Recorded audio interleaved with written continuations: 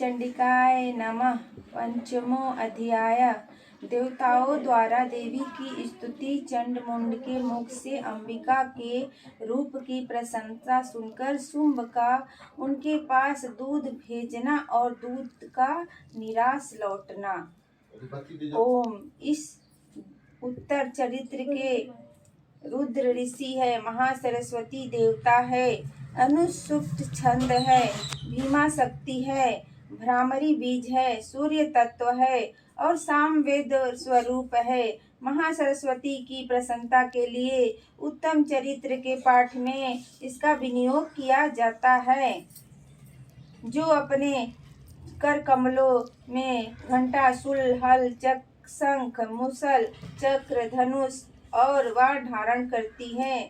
शारद ऋतु के शोभा संपन्न चंद्रमा के समान जिनकी मनोहर कांति है, जो तीनों लोकों की आधारभूता और शुंभ आदि दैत्यों का नाश करने वाली है, तथा गौरी के शरीर से जिनका प्रकाट्य हुआ है, उन महासरस्वती देवी का मैं निरंतर भजन करता हूँ। ऋषि कहते हैं, पूर्व काल में शुंभ और निशुंभ नामक असुरों ने अपने बल के घमंड में आकर सचीपति इंद्र के हाथ से तीनों लोकों का राज्य और यज्ञ भाग छीन लिए। वही दोनों सूर्य, चंद्रमा, कुबेर, यम और वरुण के अधिकार का भी उपयोग करने लगे। वायु और अग्नि का कार्य भी वही करने लगे। उन दोनों के ने सब देवताओं को अपमानित, राज्य भ्रष्ट, पराजित तथा अधिकारहीन करके स्वर्ग से निकाल दिया। उन दोनों महान असुरों से तिरस्कृत देवताओं ने अपराजिता देवी का स्मरण किया और सोचा, जगदम्बा ने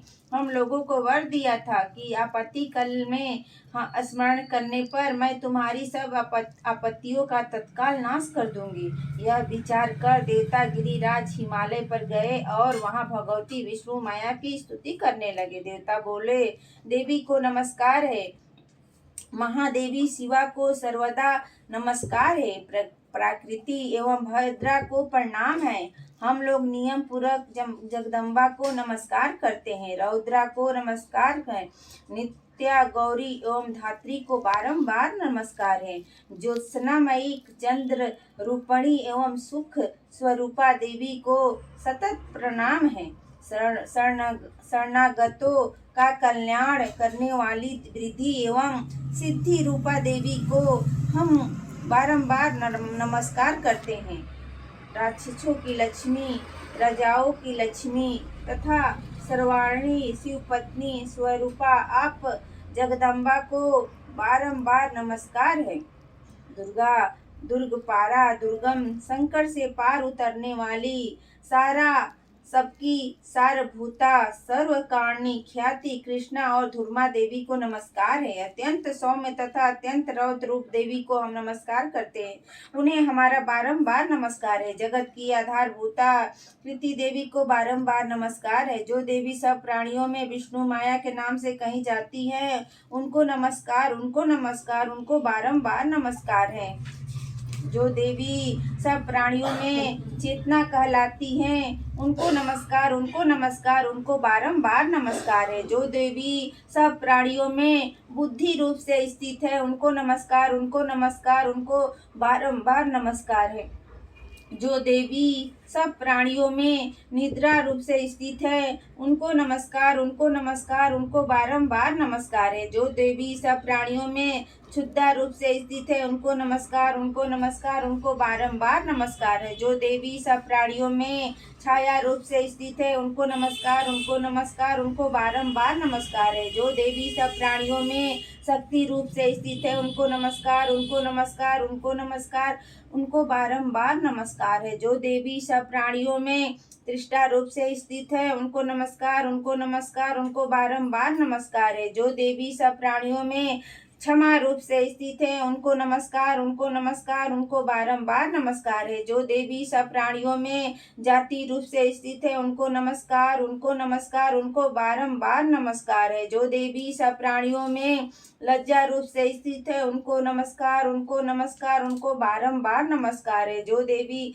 सब प्राणियों में शांति रूप से स्थित है उनको नमस्कार, उनको नमस्कार, उनको बारंबार नमस्कार है। जो देवी सब प्राणियों में श्रद्धा रूप से स्थित है उनको नमस्कार, उनको नमस्कार, उनको बारंबार नमस्कार है। जो देवी सब प्राणियों में कांति रूप से स्थित है उनको नमस्कार, उनको नमस्कार, उनको बारंबार नमस्कार है। जो देवी सब प्राणियों में लक्ष्मी रूप से स्थित है उनको नमस्कार, उनको नमस्कार, उनको बारंबार नमस्कार है। जो देवी सब प्राणियों में वृत्ति रूप से स्थित है उनको नमस्कार, उनको नमस्कार, उनको बारंबार नमस्कार है। जो देवी सब प्राणियों में स्मृति रूप से स्थित है उनको नमस्कार, उनको नमस्कार, उनको बारंबार नमस्कार है। जो देवी सब प्राणियों में दया रूप से स्थित है उनको नमस्कार, उनको नमस्कार, उनको बारंबार नमस्कार है। जो देवी सब प्राणियों में दृष्टि रूप से स्थित है उनको नमस्कार, उनको नमस्कार, उनको बारंबार नमस्कार है। जो देवी सब प्राणियों में माता रूप से स्थित है उनको नमस्कार, उनको नमस्कार, उनको बारंबार नमस्कार है। जो देवी सब प्राणियों में भांति रूप से स्थित है उनको नमस्कार, उनको नमस्कार, उनको बारंबार नमस्कार है। जो देवी जीवों के इंद्रिय वर्ग की अधिष्ठा देवी एवं सब प्राणियों में सदा व्याप्त रहने वाली है उन व्याप्ति देवी को बारंबार नमस्कार है। जो देवी चैतन्य रूप से इस संपूर्ण जगत को व्याप्त करके स्थित है उनको नमस्कार, उनको नमस्कार, उनको बारंबार नमस्कार है। जो देवी पूर्व काल में अपने अभीष्ट की प्राप्ति होने से देवताओं ने जिनकी स्तुति की तथा देवराज इंद्र ने बहुत दिनों तक जिनका सेवन किया वह कल्याण की साधना भूता ईश्वरी हमारा कल्याण और मंगल करे तथा सारी आपत्तियों का नाश कर डाले। उदंत दैत्यों से सताए हुए हम सभी देवता जिन परमेश्वरी को इस समय नमस्कार करते हैं तथा जो भक्ति से विनम्र पुरुषों द्वारा स्मरण की जाने पर तत्काल ही संपूर्ण विपत्तियों का नाश कर देती है, वे जगदम्बा हमारा संकट दूर करे। ऋषि कहते हैं, राजन इस प्रकार जब देवता स्तुति कर रहे थे उस समय पार्वती देवी गंगा जी के जल में स्नान करने के लिए वहां आई। उन सुंदर भवों वाली भगवती ने देवताओं से पूछा, आप लोग यहाँ किसकी स्तुति करते हैं? तब उन्होंने शरीर को से प्रकट हुई शिवा देवी बोली, शुंभ दैत्यों से तिरस्कृत और युद्ध में निशुंभ से पराजित हो यहाँ एकत्रित हुए ये समस्त देवता यह मेरी ही स्तुति कर रहे हैं। पार्वती जी के शरीर को से अंबिका का प्रादुर्भाव हुआ था, इसलिए वह समस्त लोकों में कौशिकी कही जाती है। कौशिकी के प्रकट होने के बाद पार्वती देवी का शरीर काले रंग का हो गया, अतः वे हिमालय पर रहने वाली कालिका देवी के नाम से विख्यात हुई। तदंतर शुंभ निशुंभ के भृत्य चंड मुंड वहां आए और उन्हें परम मनोहर रूप धारण करने वाली अंबिका देवी को देखा। फिर वे शुंभ के पास जाकर बोले, महाराज एक अत्यंत मनोहर स्त्री है जो अपनी दिव्य कांति से हिमालय को प्रकाशित कर रही है। वैसा उत्तम रूप कहीं किसी ने भी नहीं देखा होगा। असुरेश्वर पता लगाइए वह देवी कौन है और उसे ले लीजिए। स्त्रियों में जो वह रत्न है उसका प्रत्येक अंग बहुत ही सुंदर है तथा वह अपने श्री अंगों की प्रभा से संपूर्ण दिशाओं में प्रकाश फैला रही है। दैत्यराज अभी वह हिमालय पर ही मौजूद है, आप उसे देख सकते हैं। प्रभु तीनों लोकों में मणि, हाथी और घोड़े आदि जितने भी रत्न हैं वे सब इस समय आपके पास में शोभा पाते हैं। हाथियों में रत्नभूत ऐरावत, यह पारिजात का वृक्ष और यह उच्चे सर्वा घोड़ा, यह सब आपने इंद्र से ले लिया है। हंसों से जुता हुआ यह विमान भी आपके आंगन में शोभा पाता है। यह रत्नभूत अद्भुत विमान जो आपके पहले ब्रह्मा जी के पास था अब आपके पास है। यह महापद नामक निधि आप कुबेर से छीन लाए हैं। समुद्र ने भी आपको किंजलिनी नामक की माला भेंट की है जो केसरों से सुशोभित है और जिसके कमल कभी कुमलाते नहीं है। सुवर्ण की वर्षा करने वाला सुवर्ण की वर्षा करने वाला वरुण का छत्र भी आपके घर में शोभा पाता है, तथा यह श्रेष्ठ रथ जो पहले प्रजापति के अधिकार में था अब आपके पास मौजूद है। दैत्येश्वर, मृत्यु के उत्तराकांदिता नाम वाली शक्ति भी आपने छीन ली है, तथा वरुण का पास और समुद्र में होने वाले सब प्रकार के रत्न आपके भाई शुंभ के अधिकार में हैं। अग्नि ने भी स्वतः शुद्ध किए हुए 2 वस्त्र आपकी सेवा में अर्पित किए हैं। दैत्यराज, इस प्रकार सभी रत्न आपने एकत्र कर लिए। फिर जो यह स्त्रियों में रत्न रूप कल्याणमयी देवी है, इसे आप क्यों नहीं अपने अधिकार में कर लेते? ऋषि कहते हैं, चंड मुंड का यह बात सुनकर शुंभ महादैत्य सुग्रीव को दूत बनाकर देवी के पास भेजा और बोला, तुम मेरी आज्ञा से उसके सामने ये बात कहना और ऐसा उपाय करना जिसे प्रसन्न होकर वह शीघ्र ही यहाँ आ जाए। वह दूत पर्वत के अत्यंत रमणीय प्रदेश में वहाँ देवी मौजूद थी, वहाँ गया और मधुर वाणी से बोला। दूत बोला, हे देवी, दैत्यराज शुंभ इस तीनों लोगों के परमेश्वर है। मैं उन्हीं का भेजा हुआ दूत हूँ और यहाँ तुम्हारे ही पास आया हूँ। उनकी आज्ञा सदा सब देवता एवं एक स्वर में मानते हैं क्योंकि उनका उल्लंघन कोई नहीं कर सकता। वे संपूर्ण देवताओं को परास्त कर चुके हैं। उन्होंने तुम्हारे लिए जो संदेश भेजा है वह सुनो। संपूर्ण त्रिलोकी मेरे अधिकार में है, देवता भी मेरी आज्ञा के अधीन है। संपूर्ण यज्ञों के भाग को मैं ही पृथक पृथक भोगता हूँ। तीनों लोकों में जितने श्रेष्ठ रत्न हैं वे सब मेरे अधिकार में हैं। देवराज इंद्र का वाहन ऐरावत जो हाथियों में रत्न के समान है, मैंने छीन लिया है। क्षीर सागर का मंथन करने से जो अश्व रत्न ऊंचे स्वर्वा प्रकट हुआ था, उसे देवताओं ने मेरे पैरों पर पड़कर समर्पित कर दिया है।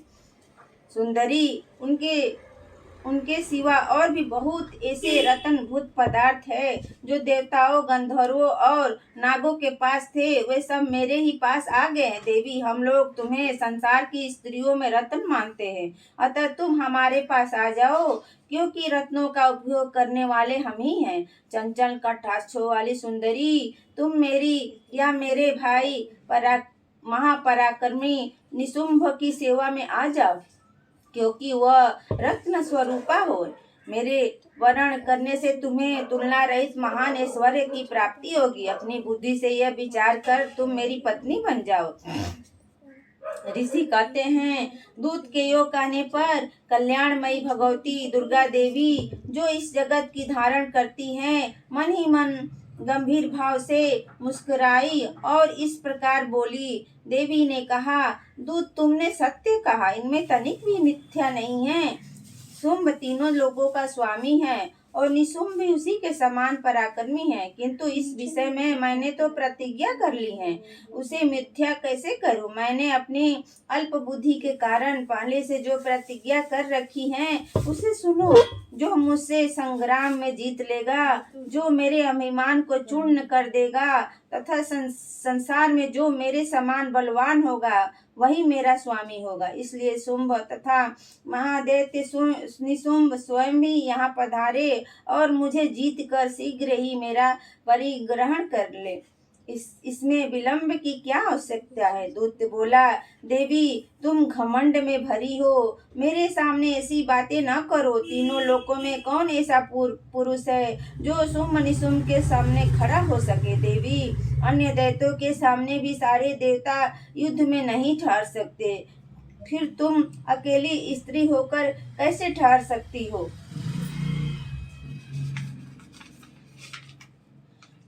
जिन शुंभ आदि दैत्यों के सामने इंद्र आदि सब देवता भी युद्ध में खड़े नहीं हुए, उनके सामने बहुत तुम स्त्री होकर कैसे खड़ी रह जाओगी। इसलिए तुम मेरे ही कहने से शुंभ निशुंभ के पास चलो।